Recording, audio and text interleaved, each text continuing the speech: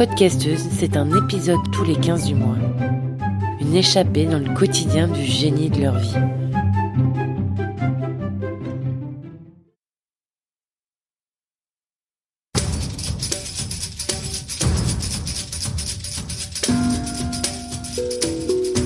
Pour ce premier épisode, c'est l'audacieuse Élise que vous allez rencontrer.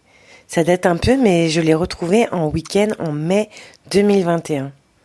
J'ai pu appréhender l'état d'esprit de cette autodidacte bruxelloise face à la forme d'expression qu'elle plébiscite depuis quelques années, la peinture. Cette interview aborde les cheminements créatifs et pratiques qui amènent Élise à la conception d'œuvres aux couleurs flamboyantes et psychédéliques.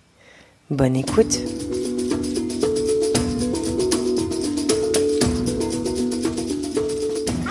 Toi, Élise, tu fais de la peinture. Ouais, depuis 2 ans maintenant, 2 ans et demi. Tu fais quoi comme peinture? De l'abstrait. J'ai essayé de faire plein de trucs différents, mais je me sens beaucoup plus connectée avec le non figuratif. Donc les couleurs, j'aime bien le travail de matière, je recherche le niveau des techniques aussi. Donc ouais, ça fait 2 ans. Un jour, je me suis levée et puis et j'ai eu une envie très très forte. J'ai d'abord commencé sur des chutes de bois et très vite j'ai eu envie d'avoir des toiles en fait. Je me suis rendu compte que c'était pas juste une passade. Et genre, t'y avais jamais pensé avant? Non, jamais. En fait, on a les cours d'art plastique au collège. Ouais. J'avais mis tout mon cœur dans une sorte de dessin peinture. Et j'avais eu 6 sur 20 parce que j'avais pas suivi les consignes.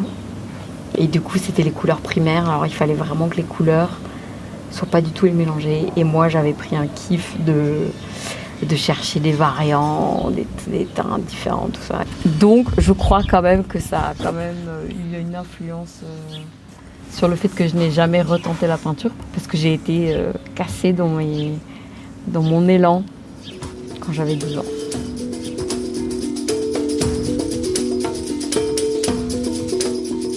T'as jamais voulu te mettre dans une école d'art plat Je me suis plus jamais reposé la question.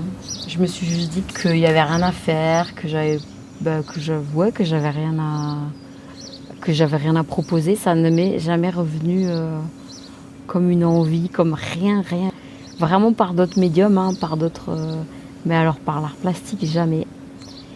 Et j'admirais énormément les gens qui osaient aller en art plastique. De l'art brut, tu dirais, ce que tu fais ou quand même pas? Ouais. Enfin, c'est du feeling. c'est du ce qui vient. C'est de l'art spontané. C'est quoi que tu peins? C'est des mouvements, Moi, j'adore tout ce qui est intensité de couleurs. J'essaie pas trop de faire des choses réalistes. Je cherche le contraste entre certaines couleurs. J'essaie de découvrir de nouvelles couleurs. Et j'essaie du coup d'associer des couleurs je cherche la couleur en fait. Je cherche vraiment la couleur. Et les couleurs, pas les couleurs ternes du coup, plutôt la couleur à la lumière. Est-ce que l'intérêt pour ces couleurs-là, est-ce que tu ne les as pas un peu si tu fais du graphisme ou de l'anime sur PC, rien à voir? Je commence à me mettre au graphisme du coup au numérique. Je me suis acheté une tablette graphique et justement avec le numérique, tu découvres des couleurs beaucoup plus facilement par la lumière, par le hasard, que tu ne le ferais dans la réalité, je trouve. Ça donne des choses qui peuvent t'inspirer pour créer dans la matière après. Je viens pas du numérique en fait, je vais vers le numérique, mais c'est hyper intéressant en fait. Et avec la VR justement. Tu l'utilises comme un outil de recherche, mais pas comme une finalité quoi. Complètement.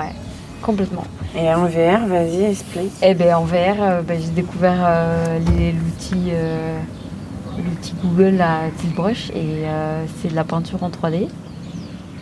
Et en fait, c'est la recherche. En fait, dans la créativité, tu as toujours une contrainte, que ce soit par l'outil, par la matière, par la par le thème, par la couleur, tu as toujours une contrainte quelque part.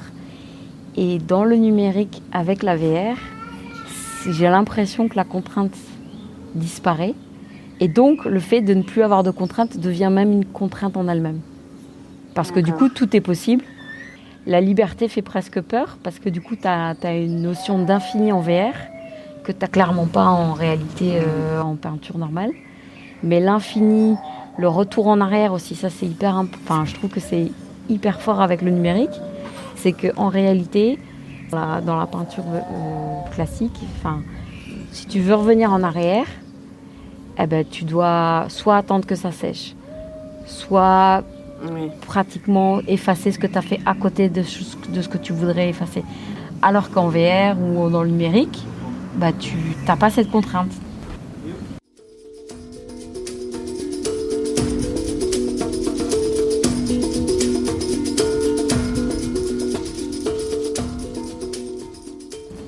Par rapport aux autres activités artistiques que tu fais, comme la musique et le théâtre, l'impro, tout ça, comment tu positionnes le fait de faire de la peinture? Est-ce que c'est une activité en soi? Est-ce que c'est les résultats?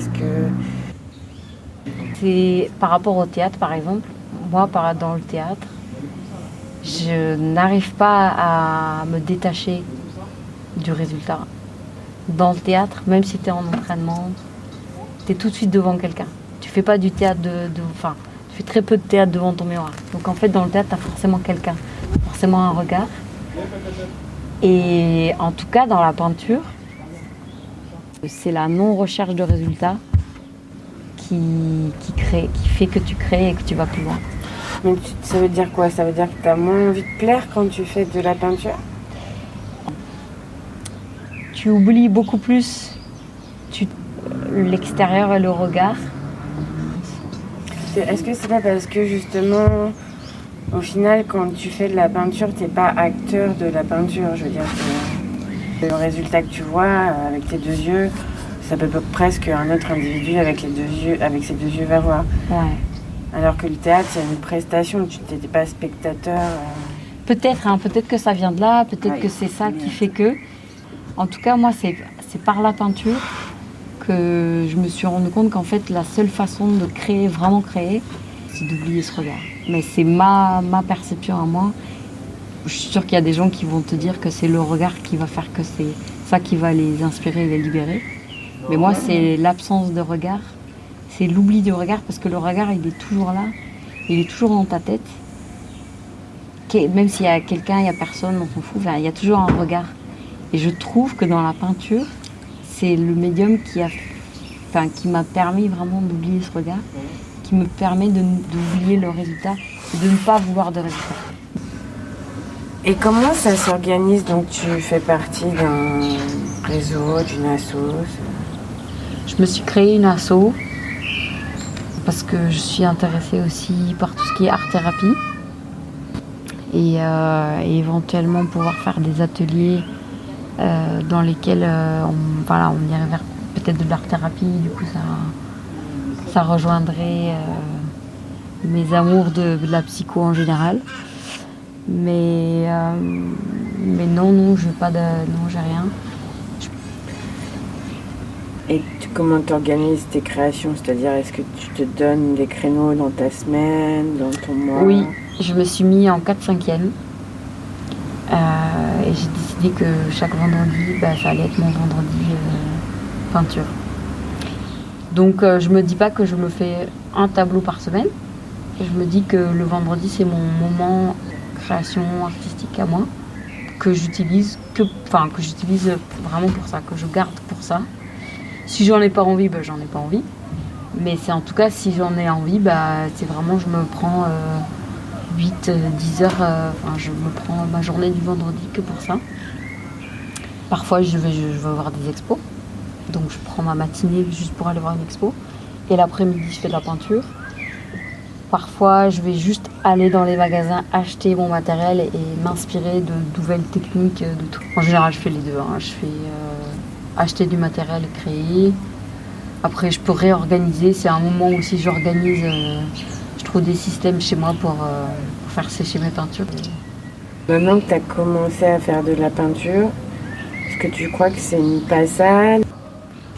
Et j'ai quand même l'impression que c'est de plus en plus prolifique. Que j'ai de plus en... Enfin, ça se ternit pas en fait. J'ai l'impression que ça s'enrichit soi-même. Donc plus j'en fais, plus j'ai envie d'en faire.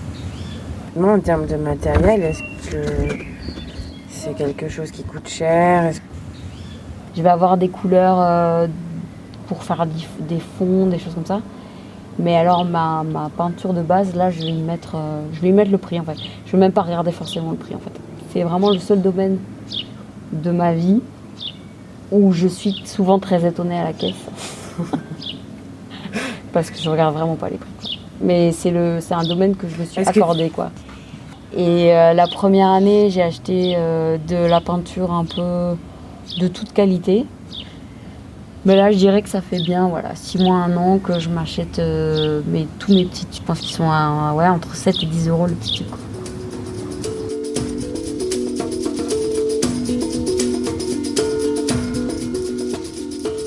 Comment techniquement tu t'es mis à progresser en fait? Je suis allée voir une expo il n'y a pas longtemps qui m'a bouleversée. Je sais que les expos peuvent m'inspirer. Mais il y a des techniques qui m'inspirent aussi dans le sens où j'ai envie d'essayer la technique. Il y a des moments d'énergie, genre j'ai de l'énergie et j'ai envie de dépenser cette énergie et j'ai envie de la mettre. Avant, je mystifiais un peu ce moment de création, tout ça, mais en fait, plus du tout maintenant. C'est genre, je peux me lever et je prends mon tube de peinture et je l'étale sur la toile et je prends le rouleau. Enfin, il n'y a pas de règle. Prise en fait, typiquement, le lâcher prise dans la danse, c'est génial parce que j'ai pas besoin de travailler sur moi pour lâcher prise. En théâtre, beaucoup plus. En peinture, c'est une étape aussi. Mais oui, c'est du lâcher prise complètement. Et est-ce que tu dessines J'ai essayé des trucs, mais je suis très mauvaise. Je suis nulle. J'ai jamais pris de cours. Je sais pas dessiner.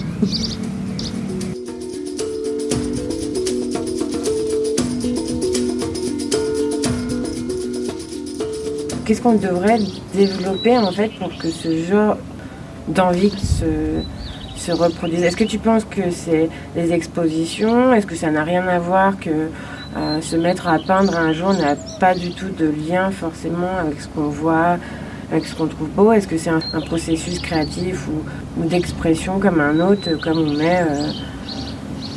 se met à danser On est tous des artistes. Je pense qu'on a tout ça en nous. On l'oublie, mais je pense que c'est pas quelque chose qu'on développe à l'âge adulte. Je pense qu'à la limite c'est quelque chose qu'on redécouvre et qu'on a laissé ensommeiller en fait.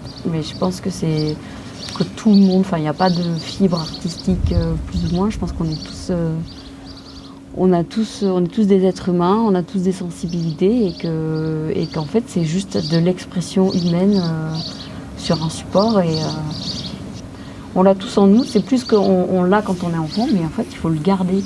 Faut mettre son énergie dans le fait de le garder, d'empêcher la perversion de la société sur notre être. Ça te procure du bien-être aussi. Oui, mais oui, complètement. Ok, merci. De rien.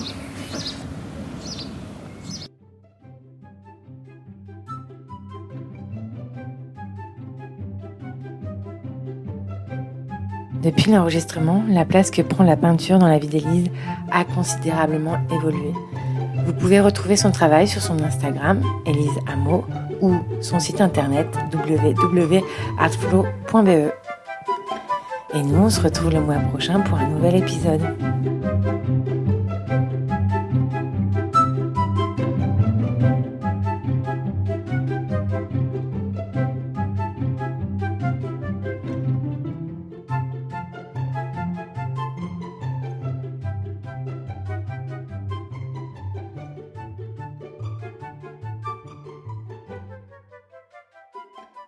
Thank you.